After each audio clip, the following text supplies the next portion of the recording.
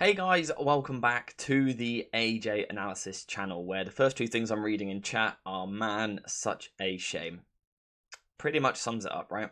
How are you guys? Get in the chat, let me know if you can hear me, if my voice is coming through alright. What are our thoughts after that? Like I said, I think the words "such a shame" genuinely really perfectly sums it up. Just to double check, can someone let me know in chat if you guys can hear me fine?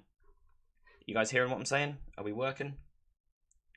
Someone just dropped me a little one-word answer, a little yes to make sure that the audio is coming through properly. Yep, we're working. Happy days. What are our immediate thoughts? What are our reactions? Who are we blaming? Are we blaming anyone? What did you think of Ten Hag? What did you think of Guardiola?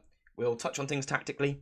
This won't be our kind of main focus for the stream because I will go more in depth on the channel tomorrow. So, make sure you've got notifications on for the channel, because we will have a proper in-depth analysis of kind of what went well, what went wrong, and all of that. So we'll touch a bit on the tactics, but in general, let's kind of chill out basically and have a bit of a chat because, the season's over. It's been a long old season. So what are we thinking? The first things I'm reading in chat. Hi to everyone who's joining. Sancho and Eriksen didn't play well at all. I thought Sancho done okay. I think it was quite difficult for the attackers today. I think Eriksen physically looked like he really struggled. I expected this, but I'm still disappointed somehow because we conceded the same type of goal. I think result-wise, United, it was a lot closer than what some people expected. I think United actually done really well, but the goals are really sloppy. Again, we will literally look more closely at directly the goals tomorrow morning on the channel, but they're silly errors. City, in my opinion, what are your guys' thoughts on this? Does anyone else think United actually played pretty well from a defensive point of view? Really limited City. City didn't have many big chances, and they kind of scored 2 freak goals. That's how I'm looking at it. I don't think United created much either, don't get me wrong. I'm not saying United were great going forward either. But City didn't tear through United. Certainly in the second half, it opened up a bit more and they got at them. But in the first half, if we do just quickly touch on the tactics, United defended really well. Something we were talking about in the tactical preview was the need to really narrow off in the midfield. Kind of bring the wingers really narrow and stop City using their box.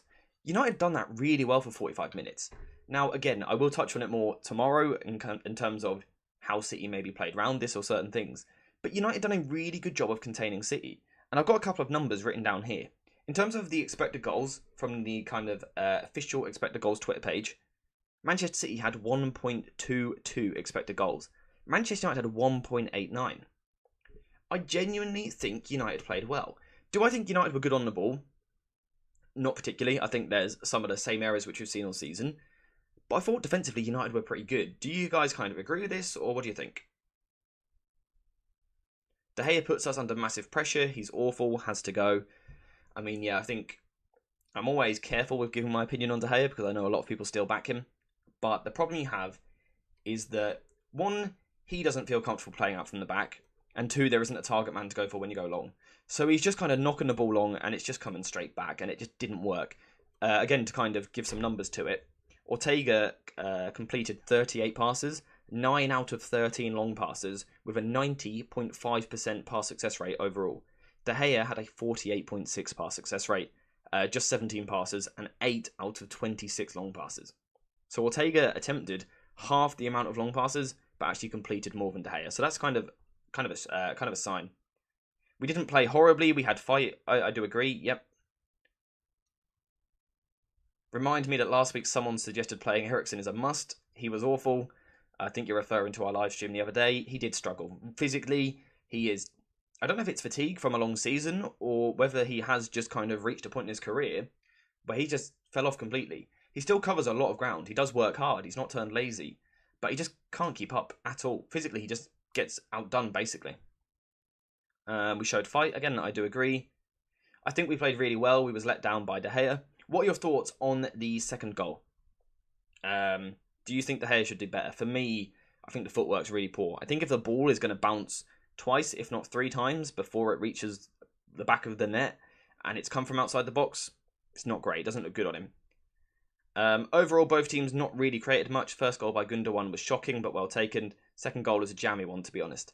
This is what I'm saying. I feel like City, in moments, they showed up, and they're kind of freak incidents a little bit, but that is what wins you these games. However, I do think United kind of deserve credit for restricting them to that as well. United defensively set up very well, stopped City. So it was a weird cup final. It probably wasn't the most entertaining for a neutral. We didn't see tons of kind of like goal mouth action apart from until towards the end. We didn't see much of that. It was a bit of tactical chess, particularly in the first half. It didn't really open up properly until the second half. I thought Wan-Bissaka played really well defensively and progressing the ball-wise. Yeah, I thought defensively he was really good. I'm not sure how he got booked.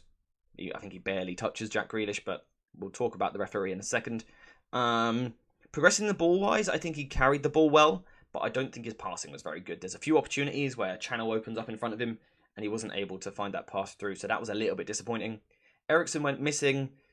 Again, I think during the first half, he had moments where he was looking quite bright on the ball. His pass selection was quite nice, but as fatigue seemed to set in the second half, it just went completely. I think De Gea's positioning wasn't good enough, but we always leave players open on the edge of the box. I agree completely. Again, we will kind of properly break down the goals tomorrow in our match analysis. But where was I going with this? Yeah, you can't leave someone open like that on the edge of the box, so it's not great. A better keeper wins us that game, quite possibly, or maybe it goes extra time, maybe. In all fairness, our defence was amazing, retained Haaland and De Bruyne quite quiet, but our offence is dreadful. I think also a lot of the problem is the midfield. It's the same problems with United, we know always. There's not enough control, which means the forwards don't get the support that they deserved. I thought Rashford, for example, done a good job of keeping the ball. When the ball went up to him, he did make it stick when it was coming into his feet, and he was bringing others into the game. But United aren't controlled enough in possession that they then get players around them, and that is the problem, which United have at the moment. But that is just a problem. We know the team have it. People can't blame Sancho, in my opinion. He's a class system player. If he was on City, he defo would have got an assist. I think that's a really good way of looking at it with Sancho. Again, I think we spoke about it before. He doesn't fit the current United system, but he could fit it in a couple of years. What's going to happen kind of in between, I'm not too sure. Someone's saying today I sound different. Yeah, slightly less hopeful today after that, but I still think United played well. Man United made 3 subs. Garnacho, Weghorst and Scott McTominay made us worse. Sorry, Garnacho improved us. Weghorst and McTominay made us worse. Man City made 2 subs and they subbed their best player, Kevin De Bruyne. This is the difference in the substitutes which were brought on. Manchester City brought on Phil Foden. Manchester United brought on Wout Weghorst. Now, as much as Weghorst has done a really good job, he works really hard and he's a good player, there's a clear difference there in terms of kind of what they are as players and perhaps the place that the two clubs are in currently. Should Garnacho have started? There's the argument for it, although I don't think defensively he would have had the same kind of work rate as Sancho. I thought Sancho did do a really good job defensively. Would Garnacho have brought the same thing? I'm not sure. And I also think Garnacho is better as an impact sub, kind of attacking tired legs. This was something which we spoke about the other day in our live stream. It's easy to look back and say he should have started because he played well when he came on, but we don't know if he would have had the same impact from the start. We just don't know. Should McTominay have started instead of Eriksen? It's a very interesting point, because maybe we could have seen McTominay, or Fred, pushed a little bit higher into the 10, McTominay deeper, or even just McTominay straight up in the 10. Physically, it would have brought something different. So, again, possibly. But again, it's easy to look back at it now. I think if we had seen Casemiro, Fred and McTominay on the team sheet, a lot of people would have complained and said, where's the quality on the ball? So, in hindsight, it's quite easy to look back and say that we should have done it. But in the moment, in the big decision, it is very different. By the looks of it, we need 2 more quality midfielders, completely agree, and 2 strikers, I completely agree, as well as probably a goalkeeper, maybe a centre-back, depending on your opinion. Even the second keeper of City is so much better in distribution than De Gea. That's another really good point. I don't know if you were here when I said it, but Ortega had 90.5% pass accuracy, David De Gea 48.6%. Now, of course, some of that is affected by your teammates. Are they good at winning headers, for example? But it's still not good enough from De Gea. Although we did make a good save, to be fair. Goalkeeper time for change, call Porto and get Costa. That is my opinion. It does seem like De Gea is getting a lot of the flack today, which is understandable. I may be wrong, but do you think we didn't make as many third-man midfield runs in the final third? Looked very static in the rare times when we were actually in that position. That might be something which I need to look back on. I think some of the reason for that might have been because United didn't have much of the ball. When they actually kind of did get in those advanced areas, they kind of wanted to keep it and play it a little bit safer. But then obviously you kind of run the risk of being stale. So it's certainly something which we could look at. What else we got here? City bought Aki and Laporte on 2 good centre-backs who should start for us at the moment. That is squad depth. Very, very true. They ended the game with Aki on the pitch, Laporte on the pitch, Akanji on the pitch, Stones on the pitch, Diaz on the pitch, and also Rodri, who has played centre-back. That is 6 players who have played centre-back this season. And I think, actually, if we just quickly talk about Manchester City, we will focus on United because that is the main focus of this channel. But what we saw in this game, I think this game really summed up the evolution of Pep Guardiola this season. In the past, we've seen a real focus on the smaller technical players, which are very good on the ball. City still have that quality on the ball. Akanji is still good. Stones is phenomenal, and so is Rodri. But they have better defenders in the team now. Before, you could go long and kind of hurt them. You can't do that anymore. Pep Guardiola has kind of learnt his lesson and evolved. And that is why this City team is so, so good. And what else we see in here? United players need to have much more bite in 50-50s. That is something which is completely true, and I completely agree with that. And again, maybe that does kind of come down to Eriksen as well, someone like that. United just don't win the duels in the midfield, and when you've got Eriksen and Casemiro, who past the 60th minute look absolutely shattered, that's a problem, especially when City are bringing on someone like Phil Foden to kind of now expose those tired players. It is a problem, and I think it's why we are seeing links to someone like Mason Mount to bring a bit more energy to the midfield. You may not agree with that link, but I think we can see why it's there, certainly. AJ is far better for my health than Goldbridge. I like to bring a bit more of a calm head to these things, especially if we're talking about David De Gea. Haven't we regressed if we start to rely on Fred and McTominay in these games? That's also a very good point. I don't think Ten Hag wants to completely sacrifice what you have on the ball. He does want this team to move in the right direction, move forward, be a side which controls games. You do need players like Eriksen for that. So yeah, I do agree with that. De Gea getting cooked rightfully. Listen, you guys brought De Gea up in the chat. I'm just answering the questions. But yeah, rightfully so. He should be cooked. Again, do we think he is at fault on that second goal or not? I haven't actually seen too much reply to that particular question. Do you think he should do better? I think the footwork is poor. I think on the first one, there's nothing he can do about it. How is Weghorst bad at headers? Great question. Great question. How tall is he? Someone will have the height, I'm sure. What, 6'5", something like that? I don't know if I've seen him win a header. Actually, I did see him win one header. He did kind of win one long ball today. So that's a step in the right direction. But yeah, I do agree. Eriksen as well. Christ. Yep, not great. By the way, Sancho loses ball or misplays so many passes. Sancho seems to have this thing where he does really well, gets into the final third, and then relaxes, tries to roll a ball 4 yards to his teammate in his half space, but he's so relaxed on the ball, he just rolls it like 2 foot. He seems to do that quite a bit. 1.97 metres for Weghorst. Does anyone know what that is in feet? Maybe I'm using the wrong metric, but that's how I do it. How long do you think it will take for Ten Hag to instill his possession-based system? I can't remember the last time we actually attempted to go toe-for-toe for possession against one of the bigger teams. That's a really good point. This is something which has been going on at a club for a lot of years now. Like you said, I couldn't tell you the last time United had possession against a top team on a regular basis. You look at Ole Gunnar Solskjaer, it was largely focused on transitions and counter-attacking football, and of course the same for Jose Mourinho in the big games. People are saying 6'5", 6'6" for Weghorst. Yeah, he's just not very good in the air for some reason. He's good with the ball at his feet. I still think he is a good hold-up striker in that sense, but in the air he isn't very good. But in terms of how long do I think it takes Ten Hag to kind of instill what he wants to instill at the club, I don't think that long. I think it only takes a few signings. I think if you get a better ball-playing goalkeeper, a couple of midfielders, maybe a centre-back or a right-back, depending on kind of what path you want to take, I don't think it takes too long. I genuinely don't. So, whilst today is a kind of a bad day, there is still positives there, and I still think, looking forward, we can see what Ten Hag wants to do. Bring in Onana and ship De Gea to Antarctica. I don't know if Antarctica need a goalkeeper, but if they do, it could be a good move. I think our midfielders should have been picking up Gundogan. This is actually a really key thing, which even myself, I didn't highlight enough in the tactical preview. I think I underestimated actually a little bit the difference in ground coverage between Gundogan and Casemiro. Casemiro in general done a pretty good job of marking Gundogan, but there are times when Gundogan, I mean legs-wise, he just had the energy past Casemiro, the mobility. And when there's also the same problem with Eriksen, that's when the midfield gets overrun. Especially as the team fatigues, gaps open up a little bit, it was a real problem towards the end. That second goal wasn't only De Gea's fault. completely agree. I think he is a little bit at fault, but the setup is wrong entirely. You can't leave that much room on the edge of the box. Can't do that. AJ, who would be your man of the match for Man City? They go for Gundogan, but I reckon Rodri. Rodri or John Stones for me, I think would be my two. I think John Stones was absolutely incredible. Absolutely phenomenal. But obviously Gundogan tends to get man of the match if he scores a goal. That tends to be how kind of mainstream media works.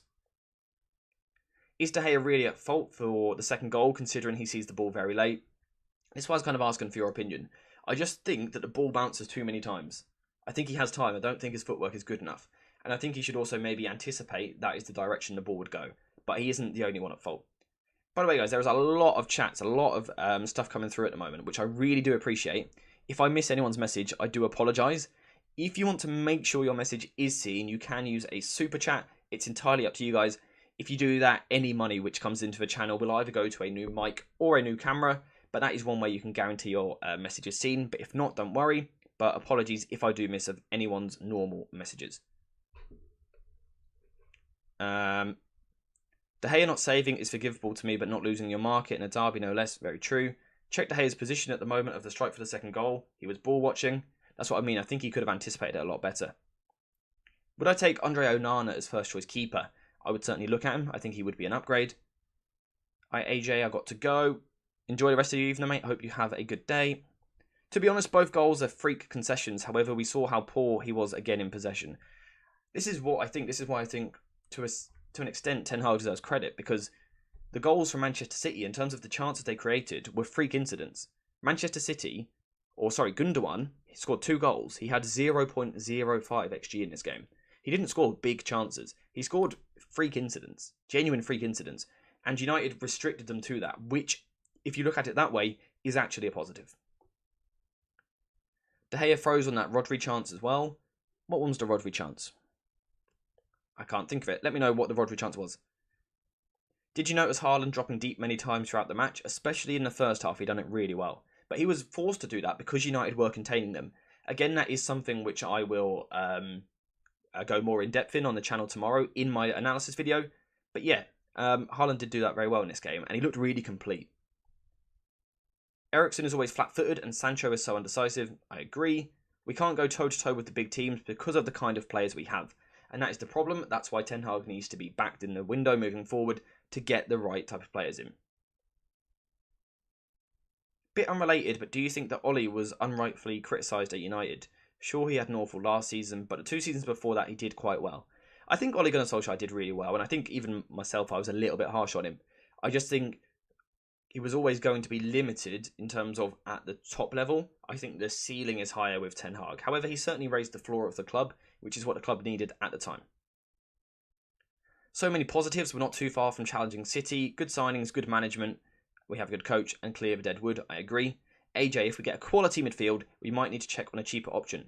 Have you looked at Joey Veerman? He is someone I need to look at. There are a few different young midfielders I need to look at. At the moment, I'm kind of keeping my eye on everyone around Europe, but it's difficult to get around all of them, because there is a lot to look at. Eriksen was a problem for United midfield off the ball. Again, physically, he's just beaten too easily. He's too easy to run past, kind of muscle your way past. Again, I think he works hard. He covers a lot of ground, but he just doesn't do it very quickly. You know, if you look at Fred really buzzes about the pitch, and that's really impressive and is really needed. We've just got a super chat. Thank you very much for the £5. How do I pronounce your name? Is it just CHF? Is that the currency? Am I being stupid? It is, isn't it? Stego's your name. Thank you very much. Thank you very, very much for the super chat. I really do appreciate it. Glad you enjoy the content. Let me know some videos you'd like to see in the future. Oh, so you guys... Yeah, that's the currency. Yeah, I quickly realised how stupid I was being. Appreciate that. Stego with the donation. Thank you very much. The Rodri header you guys were talking about was the side net and a free kick very early on. I don't actually remember seeing De Gea's positioning on that. Oh yeah, he just stood there and watched it actually. Yep, I do recall it now. Did I know that Timber was attending the game? The transfer is inevitable. Where do you think he would play if he came to the club? I did know he was at the game. Do you think he'd be at right back or at centre back? Let me know what you think. Again, thank you to Stego for the donation. Apologies for butchering reading it out, but thank you very much. I'm glad you're enjoying the content. Still can't believe that David still had supporters after Sevilla. I can't believe he had supporters 2 seasons ago, I'll be honest, but hey-ho. De Gea is flat-footed. We could have been punished by this on the Rodri header. Yeah. What did everyone think of Fred's performance? I thought, you know the job he's going to get. He's going to try and kind of buzz about and keep De Bruyne quiet. But I don't actually think he done it that well. I think De Bruyne still weren't great, you know. Fred did nullify him to an extent. But I thought in kind of 1v1 situations, De Bruyne kind of had the beating of him. Would you take Diego Costa as a first choice next season? New keepers tend to struggle in their first season. If it was me, genuinely the first signing that I would do this summer would be to go spend pay the release clause. That is what I would do, 100%. United bringing on Weghorst to change the game shows how bad we have fallen from the top. Quite possibly. I think potentially right back, but could also cover at centre back. Just quickly on Timber, we won't talk about this for too long. Quickly on Timber, what I quite like the idea of is him playing this right back role over here, where Wan-Bissaka is kind of playing right back, and maybe the team moves into a shape which looks a bit more like this, something like that, or maybe something like this with a different new centre back at the club. That's kind of what I like the idea of. I'm going through a lot of footage at the moment, watching games of Timber at right back to see what he's doing. But yeah, I quite like the look of Timber. I will cover it at some point over the summer, whether or not I think he should be signed. Although there are talks that United don't want a right back, which is also interesting in itself. Timber would probably be a squad player. Need to get a new goalkeeper, I agree. We need players that would work hard off the ball. This is what United need to kind of find the combination of. To be fair actually, I don't think United didn't work hard off the ball. I just think physically the players kind of aren't up to it. United need to get a balance of real good technical players who are really, really good with the ball at their feet, but also they work very hard off the ball. And again, I think that's perhaps why we're seeing Mason Mount links, because he does up the technical ceiling of this team, but he also brings a lot of energy and a lot of work rate off the ball as well. He'd be similar to what Akanji did today. That's how I could see Timber playing for sure. Fred tried, maybe the best way of summing it up. Need Kim Min-jae more than Timber, but both is good. Could we see a world where we have a back four of Luke Shaw, Lissandro Martinez, Kim Min-jae and Timber? Maybe. Sancho, Eriksen and Rashford are lazy off the ball. I don't completely agree. I think they have moments where they are, but I don't think overall they are, but they certainly aren't the most intense players either. Everybody hit the like button. That is a brilliant idea. Hit the like button. And also, tell all your friends that we're streaming, because they might want to get in and let me know their thoughts. So tell everyone we're streaming. Is Kolo Muani a genuine option for you? Think he is underrated, kind of, to be honest. Frankfurt want around 80 million. The way that I see it, from what I've seen, is that he's not an 80 million player, but he's someone I need to keep an eye on and watch a bit more before really giving you guys an opinion. The front four against City's 3 was very brave, to be honest. I think United's approach in this game in general was genuinely very, very brave. And again, Ten Hag does a lot of credit for that. A lot of teams come play against City and park the bus.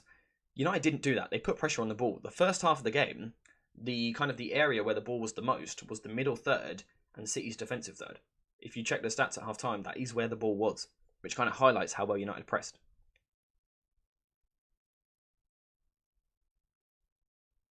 Do you think United can win the Premier League with Casemiro holding, given he can't retain the ball and control the match?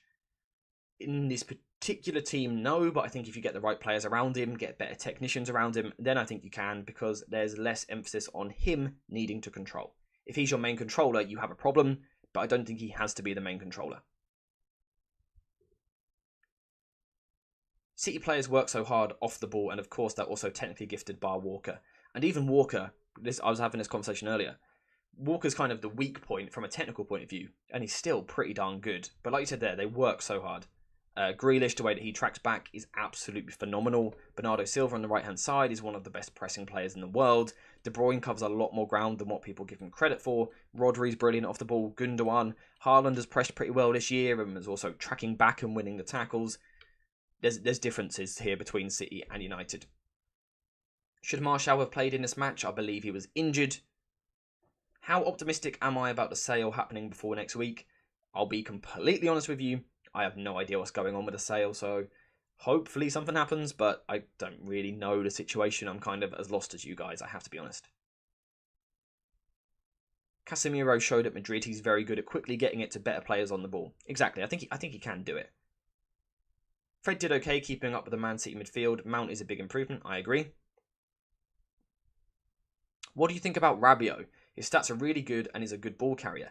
He is also a great threat.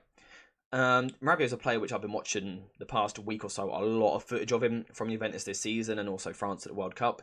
And I think he is a player which gets a bit more hate than he deserves. I can see why he would be wanted at the club. I don't think he's a starter for this Manchester United team if they want to kind of kick on.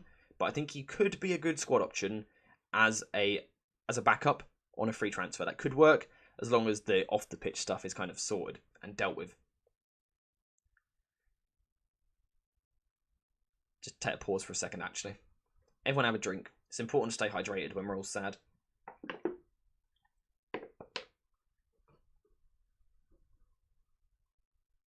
How important was Anthony to our side? I think Anthony could have made a big difference because it would have allowed Bruno Fernandes to play central. And he brings a different tenacity and intensity to what Christian Eriksen does.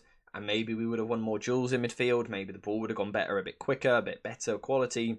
Who knows? Again, apologies if I'm missing anyone in chat. These chats are coming through at a very quick rate, so it's hard to keep up with them all. If you want to use a super chat, it does guarantee that I will see it, but it is completely up to you. Thoughts on Rasmus Højlund? As soon as I finish this stream, I am going to the gym for a bit and then watching 4 games of Højlund from recent weeks. So keep an eye out for that video, probably on Monday, maybe Tuesday. I have covered Højlund before, but I need to cover it again because he is very good. What do I think about the likes of Vlahovic and Lautaro Martinez? Cheaper options than Kane? I think Kane's the best option on the market, but you might have to kind of go for a slightly cheaper option. So they are options. They wouldn't be my choice as such. Vlahovic has gone a little bit cold. I don't think he's grown as much in the past 18 months as what everyone would have hoped for and everyone was expecting. So I probably wouldn't do it this summer. I'd give him another year at Juventus to kind of see how he develops in the next year or so, because he has stalled a little bit, although we have to consider environment. Juventus haven't been great this season all the time. Manchester United need a ball-playing goalkeeper and ball-playing defenders. They need ball players everywhere. Pretty much nail on the head. Would you guys be looking to replace Raphael Varane? I think from a defensive point of view, he's fantastic, by the way, so don't get me wrong on that. But do you think that Kim Min-jae, for his ability on the ball, could be an option which United should pursue? We know the release clause is there. We know that United have supposedly been in talks. Would you pursue it? I genuinely think Brighton would have done better than us today against City, but with a little more composure, we would have caused them more problems, especially in the last 15 of the first half. Yeah, I think Brighton actually would have given City a real good game today. And I think we might have seen a different winner if Brighton had played this game. Genuinely, I do. If I had to buy one striker from the market, which one would you buy? Just pick the best for Erik ten Hag, and does that player make us a title challenger next season? First of all, I don't think one player would make this United team title challengers. I think they need a lot of different positions. But if I was picking one hand-picking, it would be Harry Kane, for me personally. If Lisandro Martinez and Kim Min-jae can play together, then yes, that's quite what I would quite like to see. I think the dynamic could work quite well. Again, I've been watching a lot of footage recently of Kim Min-jae, specifically games in which he plays right centre-back, and I like what I see. I really do like what I see. Man United was looking livelier when Garnacho came on. Didn't get why McTominay was brought on. Who did McTominay come on for again? I can't actually remember. Oh, he came on for Lindelof, didn't he? To kind of change. But the idea behind McTominay was to bring a bit of physicality to the team. I think a bit of energy, but also someone who plays higher, obviously, than what Lindelof does. So I think that was kind of the aim behind that.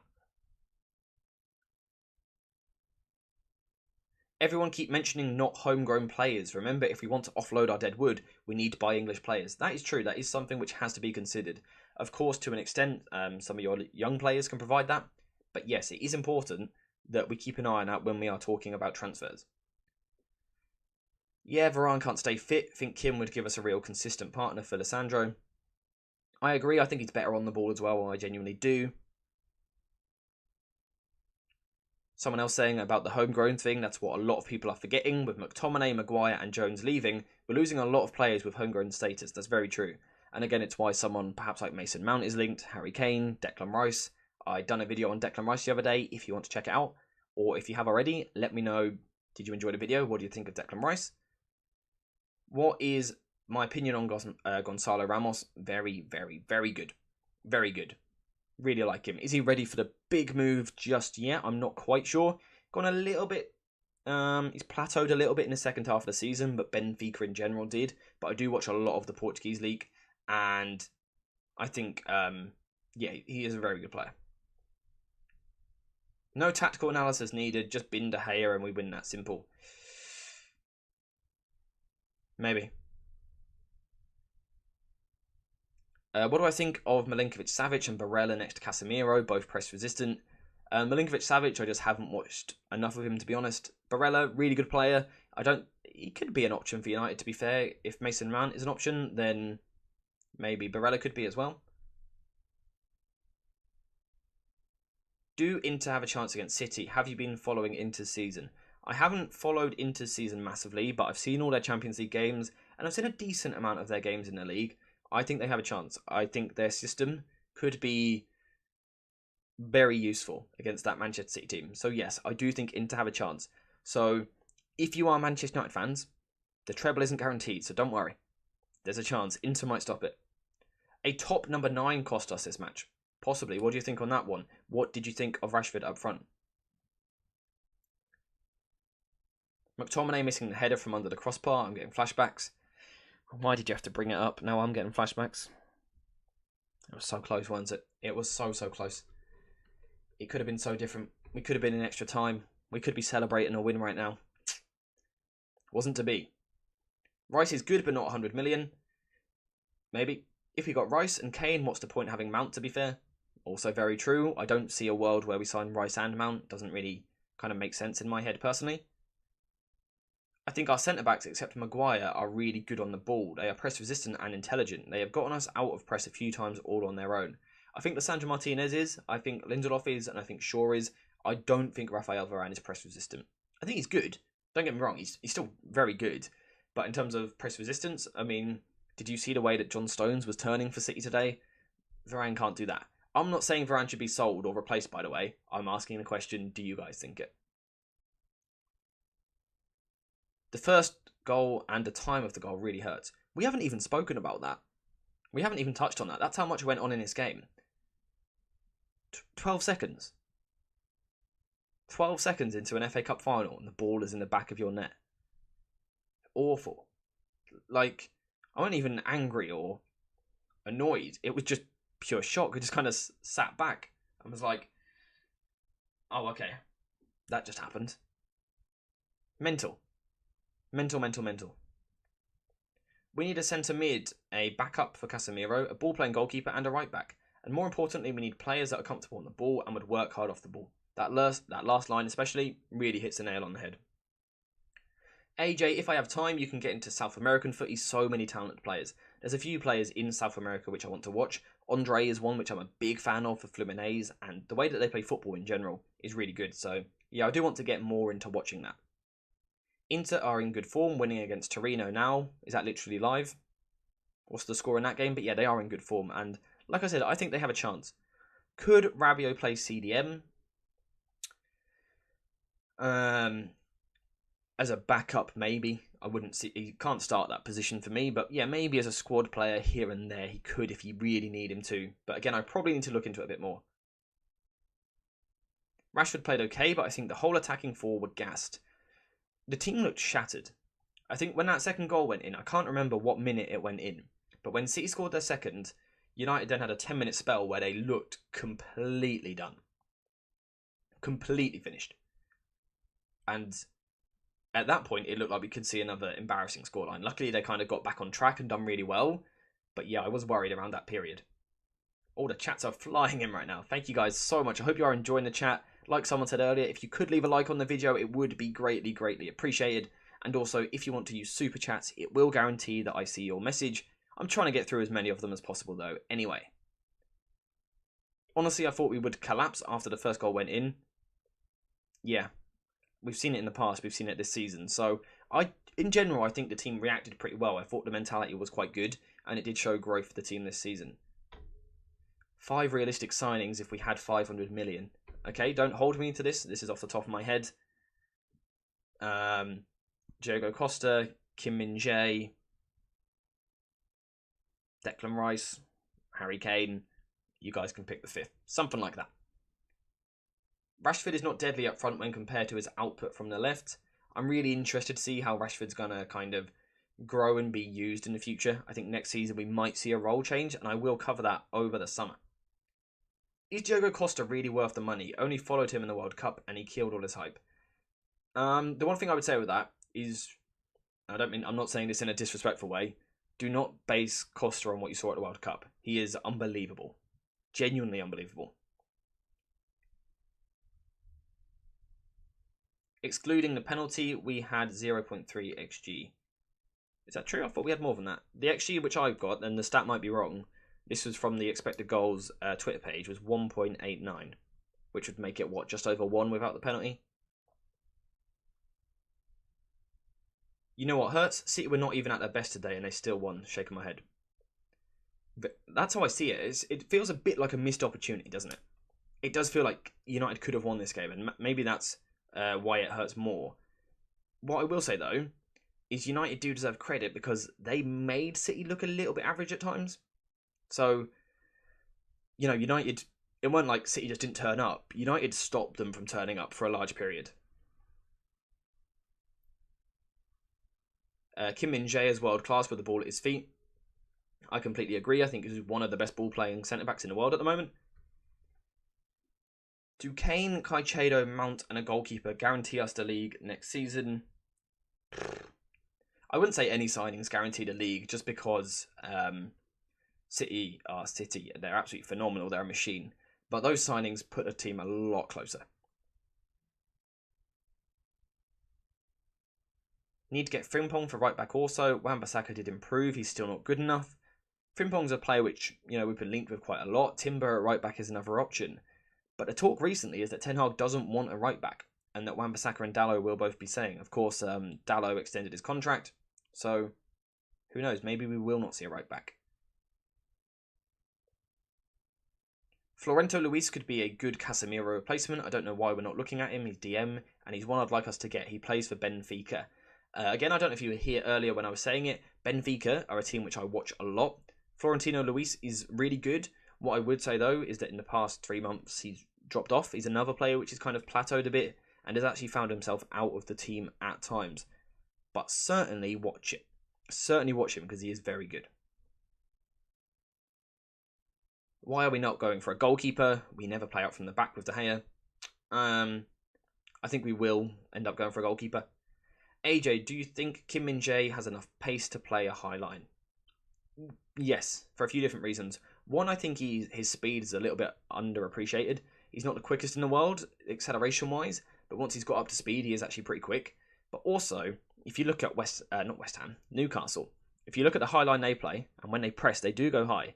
You've got Dan Burn, you've got Botman, you've got Schur, and you've got Trippier. None of them are particularly quick at all, really. They're actually quite slow, several of them.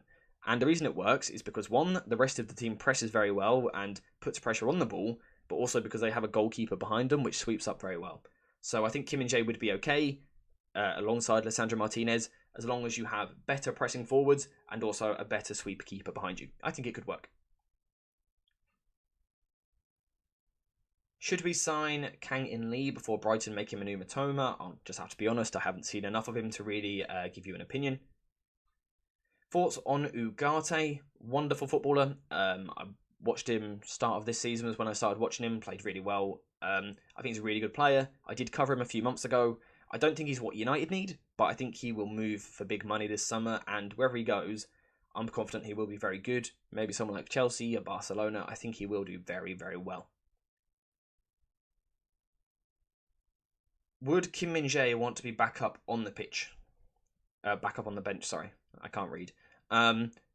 No, I don't think he would be, but I don't think he would want to be, but I also don't think he would be. I do think he would start, because I think if you're spending £40 million on a centre-back, chances are you start him. Wonder if Newcastle defender was not quick, but why is Maguire so bad? Is it lack of pace or lack of surrounding awareness? With Maguire, it's a few different things. He turns very slowly. So not only is he not quick, but like in terms of sprint speed, but he's also quite slow in the way which he turns, which doesn't help. But also at the same time, if I take you back a few years, there was a spell where United at the time under Ole Gunnar Solskjaer were better at pressing. They were better at putting pressure on the ball. And also Dean Henderson was in goal at the time, and we know that he's a really good sweeper keeper. In that time, in that spell, Maguire looked really good. So I think maybe in the right system, Maguire can still play a high line. I don't think it's at Manchester United, let's get that clear. But I do still think he can do it.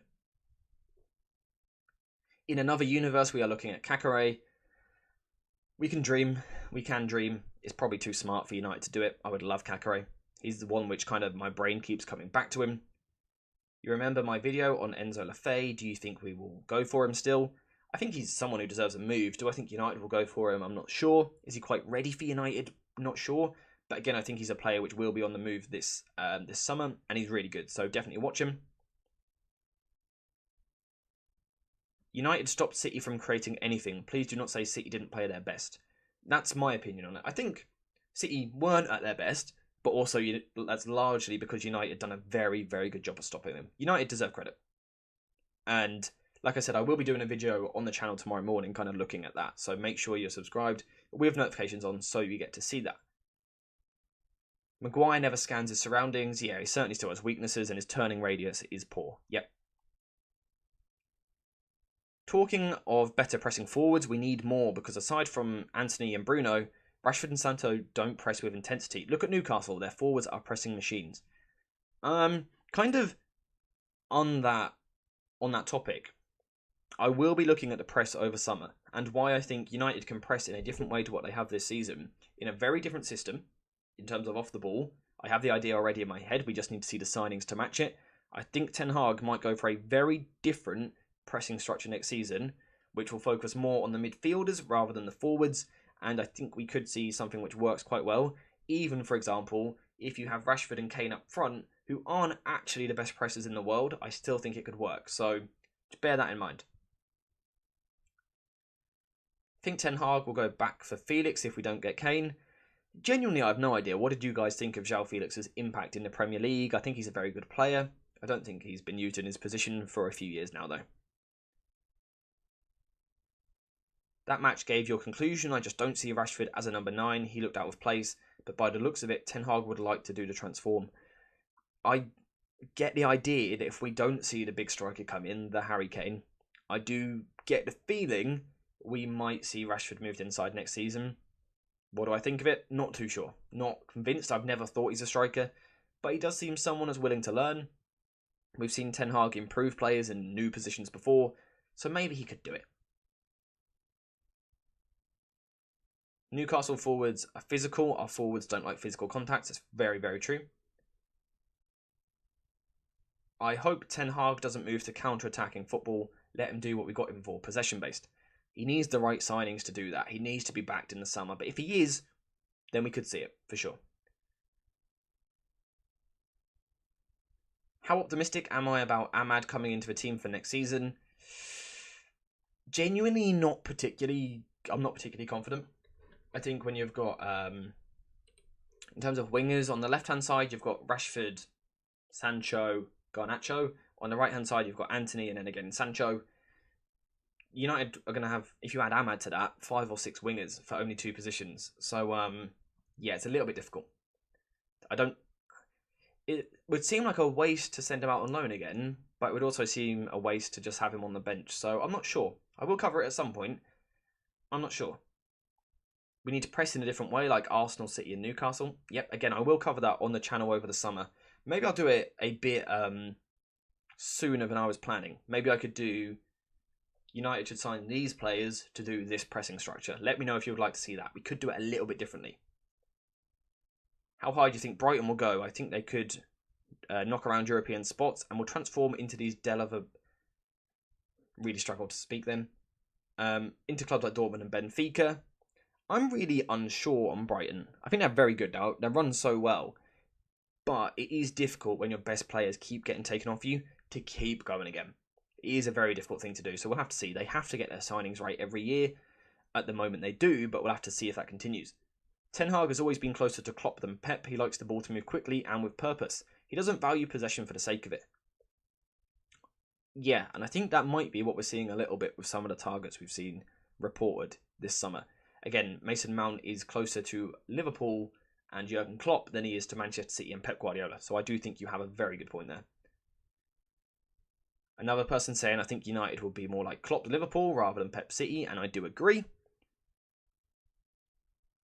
I love Eriksen, but he was the wrong choice today, but I guess a threadbare squad will do that to you. That's the problem at the end of the day. We can sit here and say, was Eriksen the right player to play in midfield in this position? The only other option, realistically, in terms of played enough senior football and things like that, the only other option was Scott McTominay. And if that had happened, everyone would have complained. If Mount comes, will he and Bruno both play as a number 8 with our fullbacks overlapping? Or do I see another system? I don't want to cover it too much today in this stream, but I think, in general, I'll quickly put on screen what I think roughly United are going to go for next season. Let's just put different wingers on the pitch, just so we have wingers. I think we're going to see 2 quite wide wingers a lot of the time. I think we're going to see 2 advanced 8s. I think we're going to see a full-back, either side tucking into a back 3, and the other one tucking inside alongside Casemiro. So you'd have Fernandes in this area, Mount in this area, or the other way around. That's kind of the direction I see it moving in at the moment, based on who has recently been linked. But we'll have to see. That's kind of where I see it going at the moment. Let me know what you think down below, though. Sabitzer out, Rabiot in. I think Rabiot on a free transfer. The more I look at it, the more I look into it. I think it could work as a squad player. I think it could work. I don't see the point in keeping Sabitzer. We were talking about it. Was it the other day or was it last week? Last week, I think it was. We were talking about Sabitzer, and we kind of came to the conclusion that you don't really need him anymore.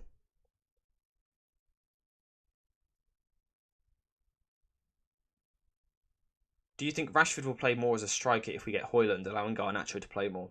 That is what I was kind of hinting at earlier. If we don't see that big Harry Kane, Victor Osimhen come into the club this summer, I could see Rashford being the main choice striker with Højlund as backup, and then Garnacho and Sancho are your left wingers, Anthony, and then maybe Ahmad are your right wingers. Something like that. We missed Anthony's pressing intensity today, to be honest. I think people realise how good Anthony is when he doesn't play. How important he is. That's when people realise, how important, how good he is to this side when he doesn't play. Which is a bit of a shame, almost.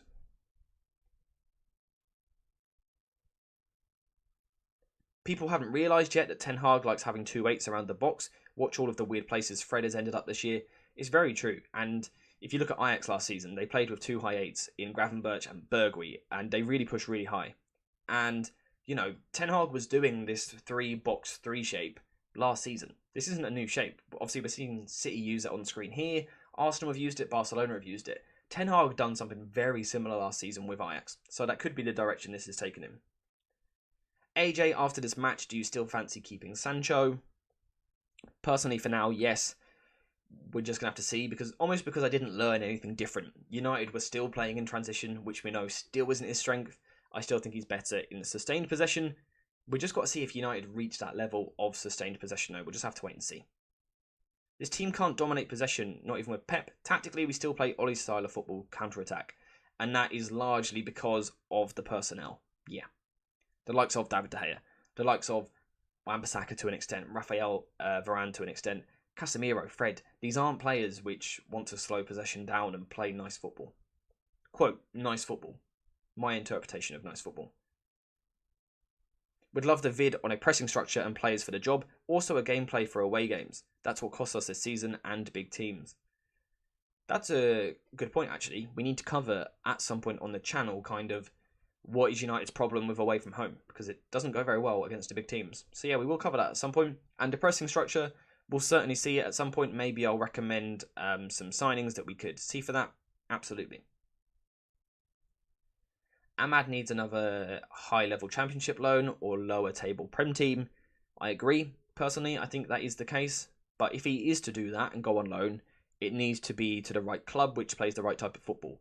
There's no point in seeing Amad Diallo go to a team on loan which finishes 20th in the Premier League next season and spends 90 minutes every game parking the bus, because that's not getting Amad ready for what he would need to do at United. So it needs to be the right club. Please do a video analysis on Højlund. There is one on the channel already from 2 months ago, I think it was. You can check that out. At the time, I hadn't watched him too much, so it's a bit brief. But either this Monday or this Tuesday, there will be an updated video of Højlund. Again, I'm going to be watching him a lot tonight, so yeah. Go watch Højlund. I hope United get possession soon, because I really think Sancho will thrive then. Think of when United play at Old Trafford against the smaller teams. We always dominate possession, and Sancho tends to get a goal assist. Very, very true, and there are also the games in which Eriksen does better as well. So I really want to see that. So you think Rice would play as an 8, whereas he's a 6? I think if he was to join Manchester United, I'm assuming you've watched my video, so thank you very much. I think if he was to play at United for now, he would be more of an 8, but I think kind of in the next couple of years, as Casemiro ages further, then Rice would move into the 6. I think that would be the plan, and maybe something similar if he was to move to Arsenal as well, depending on what other business they do. Højlund or Muani? For me, I would go Højlund, but I can't speak on Muani kind of credibly because I haven't seen him enough. I've seen Højlund and I know he's good. I need to watch more of Muani before I really judge that. If you would like a video on Kolo Muani, let me know in the chat. If we get Kane, do you think we should sell Sancho and Rashford and Garnacho will only get better on the right? Hang on, sorry, I think I've read that wrong. 1 second.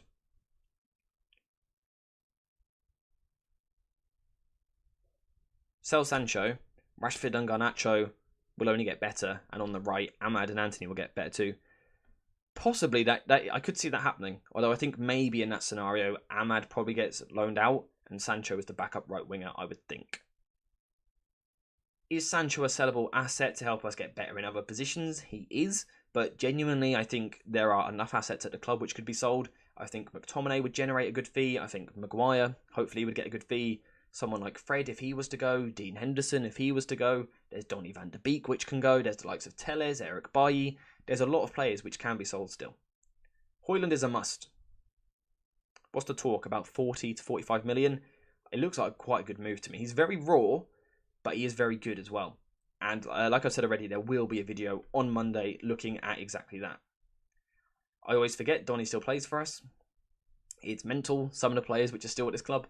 Phil Jones obviously recently leaving. There's players which just get lost at Manchester United for some reason. Donny van de Beek, unfortunately, has been one of them. But he's another player which generates a fee, though. I don't know how much, but what, 10 to 15 million probably? But genuinely, I think you can generate 120 to 160 million in player sales. That's something I'll look at another day maybe. But I do think there is, Tellers and Bailly. Those are players that you could sell. Why aren't we looking at Andre Fluminense? He's class and would be snapped up by Madrid soon. They're so efficient in the South American market. They are very, very efficient in the South American market. Ever since they lost out to Neymar to Barcelona. Ever since then, they are on the South American talents. Very, very good. Andre is someone which, again, I think top clubs should be looking at. United, I would have him as a backup kind of to one of those 8 positions, maybe even the 6. I think he's a really good player. Would be a good signing for about £18 million. I think what we might see is that he goes to a lower level Premier League team, does very well, and he's worth 60 million next year. That's what I can see happening. What do you think of this summer? Lavia and Enzo Lafie, Højlund and Taremi, Diogo Costa and Kim Min-jae. Taremi's a really interesting one. That is not one which I've seen other people say. He kind of fits the criteria of an experienced striker, though. I remember we were linked to Sangare last summer. Yep, I think it's probably unlikely now with Casemiro at the club. But yeah, there were big links at one point. Big links. Would you get Kane and sign Evan Ferguson and loan him back to Brighton to develop? I think Evan Ferguson is incredible. Genuinely, I actually think Evan Ferguson's ready to lead the line himself. But I don't think Brighton will let him go. But it is something that I would be, looking to do. Man United under the Glazers likes big names and selling shirts. Very true. So this summer we're probably going to sign like Neymar and Messi and Mbappe or something and have the most unbalanced team you've ever seen. But the Glazers will be happy because it'll sell shirts. Hopefully they're gone soon. Soon. What do you think about Tielemans on a free? I think United should probably stay away from it. A year ago I would have said differently, but I think this year he's been so poor. He's developed a laziness off the ball. I still think he's really good. I think on the ball he's so good. I think his passing's brilliant. He offers you goals, and his ball carrying is good as well. Technically, he's so good, but he has, I don't know, his mentality, I would question it a little bit in the past 12 months. But I think, especially if he was to move abroad to maybe a bit of a slower league, I think he could do really well, especially somewhere like Syria maybe. I think he could be a really good player still. Ten Hag fancies a small squad. I fear for Ahmad. He'll be Palestri at most if he stays. That is a really good point as well. Ten Hag doesn't seem like a manager which necessarily wants 2 players for every position. Now, recently he's kind of hinted that he does, but I think he's more interested in versatile players which can play several different roles. If you look at Eriksen, he's played different positions this season. Lissandro Martinez, we know, if needed, can play a few different roles. Tyrell Malacia, we know can play different roles. I think he does quite like versatile players. Is 70 million for Mount a good price? It seems like we're going all in for him. In fact, he's English and under 80. It seems content, not going to lie. I think if he had 3 years on his contract, I think Mason Mount would be a good signing for 70 million. I think it would be about the right price. I think the fact that he's got 1 year left on his contract, doesn't want to stay, isn't playing, you should be looking closer to 45. What will it be? I'm not too sure. But I don't think he's worth 70. Not under his current contract. Do you think we'd go back in for Edson Alvarez? Possibly, although I think it's maybe a little bit unlikely. I think this loss will spur Ten Hag on even more to bring success at United. That's the thing. Cup finals, when you lose them, they're very difficult on the day, but a lot of the time, you see a team the next season come back even stronger. So, who knows? Since end of season, we need to sell some players and bring in a goalkeeper, 2 midfielders, high press resistant and playmaker, striker and 1 defender. I think that's pretty much what I would agree with that. Would you guys like to see a video, or a live stream, where we get kind of a tier list up and say, sell these players, buy these players? Sorry, not buy these players. Go through the whole United squad, every single player, and talk about whether they should stay or be sold. We could do that in a live stream if you guys would like that. So just say yes or no if you would like that sort of content. Ten Hag likes a big squad, but he knows our squad players are terrible, and even some of our starters are not good enough. That's why he hardly rotates. That is true. The squad depth isn't there at the moment to rotate, but I also think, even at Ajax, he didn't rotate that much. It was something which he was occasionally criticised for by the Dutch fans. They didn't always like that he doesn't always rotate. It seems like people want that live stream though, so we will do that. I think next Saturday. Let me just check my calendar quickly. I think what we might do next weekend is go live Saturday night at 6 PM, so the same time as today, and then again on the Sunday at 6 PM. One of them being, we'll go through and rate every United player's season this year, talk about who's done well, who's done poor, and then do another one on who should stay and who should be sold. That could be couple of nice little streams that we could do. It's a shame that Fabriz said we're out for Caicedo. Has he said that? Could play as an 8 now and as a 6 as he matures. Yeah, I think he could do really good as an 8, and I think he might do that for Arsenal. That's what I can kind of see. Or Chelsea as well. I think Chelsea would more likely be a 6 actually. But yeah, I could see him playing an 8 for Arsenal as well. Very good.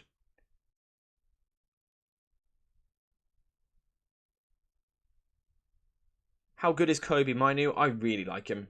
I think he's really good. Need to see him more hopefully next season in competitions like the Carabao Cup.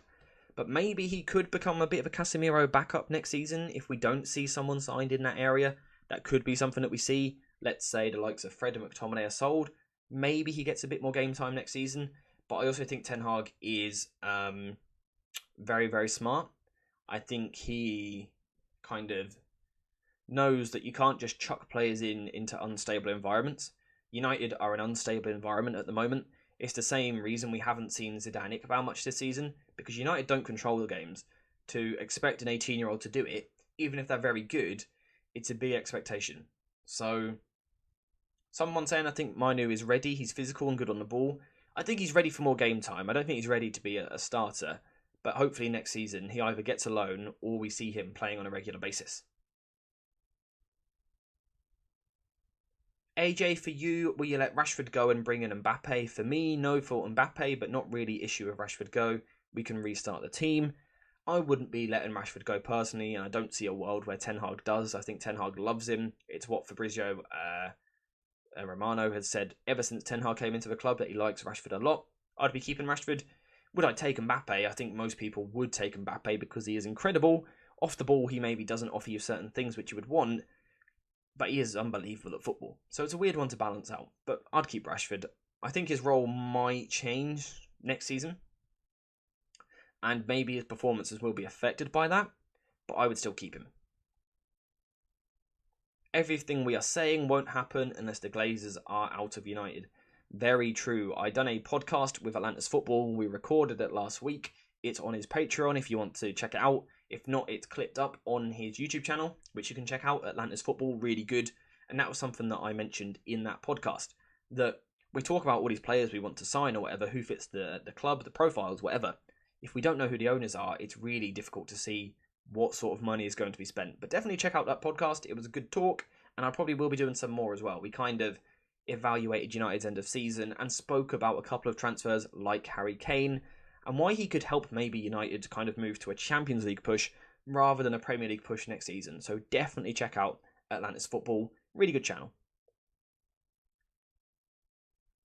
De Gea clips making every Prem player's farewell compilation. I'm guessing you've seen the farewell for Stanislas today. That every time you see a player where they're like, here's to 6 good years at the club, insert name here, there's always a clip of De Gea doing something awful. It happens every week. Every week there's a new one. It's quite saddening, really, isn't it? Yeah. Did anyone else have any more thoughts on this game? We've kind of got off track a little bit. Any more kind of concluding thoughts on this? In terms of the overall season, I think it's been a good season. I think we've overachieved.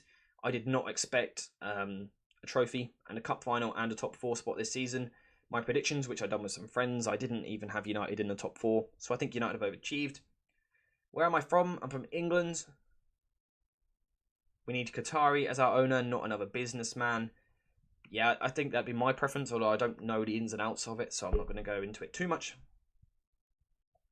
I expect us to lose by more, so I'm not as gutted by this one. It does feel a bit like that. I think we were all terrified that we were going to see another 6-3 or like the 7-0 to Liverpool or even the 4-0 to Brentford. I think we were all a little bit worried about getting smacked, and it didn't happen. I thought United done well.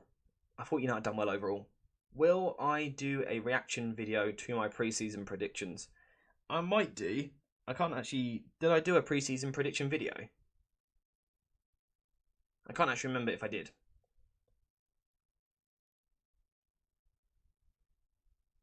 I can't remember if I did a prediction video. If I did, I think it was awful. It's my worst prediction I've done in 3 years. It wasn't very good. Get De Gea out of my club. I think that is quite a good way to wrap it up, maybe. But I'll tell you what, we'll stay live for 2 more minutes. If anyone's got a particularly interesting kind of topic to go into, we'll go into it. But if not, we will wrap up here because I do need to go do some things. And I do need to watch a lot of Højlund footage to get ready for Monday. So, kind of the overall thoughts were, yeah, we weren't quite at it on the ball. I thought defensively we were good. United overall have had a good season. There's an emphasis on the need for new owners, new players to come into the club. Yeah. Again, will I do a reaction video to my team, my Prem predictions? I don't remember if I have a video on my Premier League predictions. If I do have that video, I might react to it. I will see, although I don't think it would get too many views, really.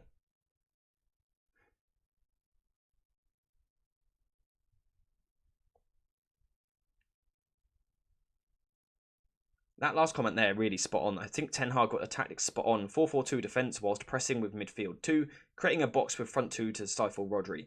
That is something which I will cover tomorrow. Again, please subscribe to the channel with notifications on because I will have a video out tomorrow fully breaking this down from a tactical point of view because it was quite interesting. United did do very well, but Pep Guardiola, let's get him on screen. Pep made some really important changes at half-time. Not in terms of players, because he kept it the same, but he moved a couple of positions and changed the instruction of a few players, and that is what won City the game ultimately. So keep an eye out for that. Subscribe to the channel. We have notifications on so you don't miss that. But apart from that, I think we are going to wrap up there. Again, a massive thank you to everyone which has been in the stream. Apologies to any messages which I've missed. A massive thank you to Stego once again for the donation, the super chat early on. Again, apologies for messing up reading it, but I really do appreciate it. And I'm glad you're enjoying the content. Apart from that though, thank you guys for watching. I hope you have enjoyed this live stream. We will be having content on the channel. I think we've got videos lined up the next 5 out of 5 days. 6 out of 6 days maybe. I think there are videos for the next 6 days. The next weekend we should be going live twice. So hopefully I will see you all next weekend for those streams and those videos during the week. It's a shame about how the season has ended. But what can you say? It's football. United put in a good shift. So maybe next season they come back stronger. Thank you guys for watching though. I hope you have enjoyed it. And as always, I will see you in the next one.